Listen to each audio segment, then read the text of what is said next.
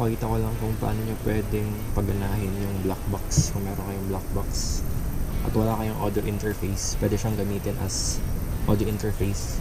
Punta sa PC or sa iPad or sa Android phones, pwede siya. Yung sa akin naman ngayon, dahil wala akong PC dito at mas convenient for me yung iPad recording na lang kasi mabilis lang siyang i-set up. Ituturo ko kung ano yung pinakamadaling paraan para makapag-record papunta sa iPad gamit yung black box. Ang kailangan na lang syempre black box. Tapos kung sa iPad, ito kailangan nyo ng ganito, USB adapter to Lightning. Mura lang to sa Shopee. Pero yung legit na Apple product, mahal kasi yun, mga 2.5 yun. In my opinion, mas okay yun kasi pang Apple talaga siya. Pero gumagana rin to, maayos din naman siya. Tapos Type A to Type C cord. Yung Type C sa likod ng black box. Tapos yung Type A sa adapter, then adapter sa iPad. Yung susunod na papakita ko is paano i-set up yung sa mismong GarageBand.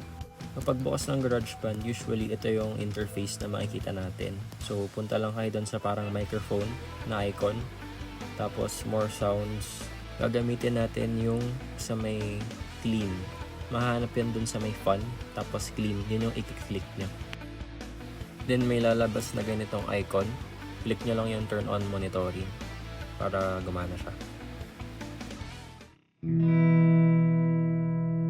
Ang napansin ko dito, kailangan naka-off yung monitor button pagka nandito na kayo, pagka magre-record na kayo. Kasi kung hindi, maririnig nyo para naka-double siya.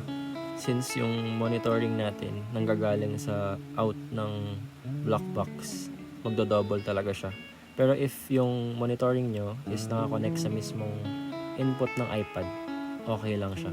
Yun din yung paraan para magamit nyo yung mga built-in amps, pedals. Sa ibang video ko na lang ituturo pa paano gamitin yung pedals and amps ng GarageBand. Dito, papakita ko lang na pwedeng mag-direct recording gamit yung mismong camera app ng iPad nang wala nang ibang gagawin pa. Yung kagandahan nga pala ng method na ginawa ko sa GarageBand instead na yung amps na built-in sa GarageBand yung ginamit ko. Gumamit ako ng microphone. Parang in-emulate lang rin niya yung paglalagay ng instrument mic sa amplifier mismo. Since yung black box, gagamitin ko naman siya na may IR cab tsaka may amp sim para makuha yung actual na tunog na ginagawa ko dito. Microphone lang yung ginamit ko sa GarageBand. So, pwede akong gumamit ng mga preset ko which uses amps and IR cabs para makuha yung tunog na gusto ko. So kung ano yung naririnig nyo dito, yun din yung mare-record nyo sa mismong GarageBand. Nakalimutan kong sabihin kanina, yung method na to, maganda siya sa iPad 9th Gen and below, or yung mga iPad na may lightning cable pa, imbes na Type-C. Kasi yung Type-C, I think gagana na siya rekta, Type-C. Okay na yata siya. Hindi lang ako sure kung ganun kasi wala pang personal experience. And tinry ko rin pala to sa iPhone. Sa akin kasi iPhone SE 2020. Hindi siya gumana. Siguro kulang kasi yung power ng iPhone para mapagana na lahat to.